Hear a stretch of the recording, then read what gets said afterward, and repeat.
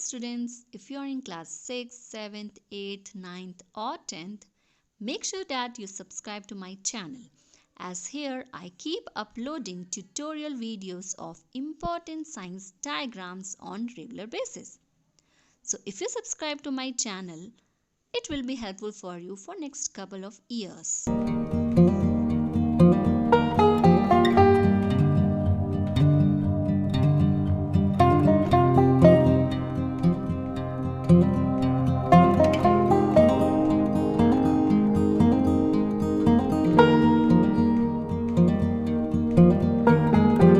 Do like, subscribe and share this video.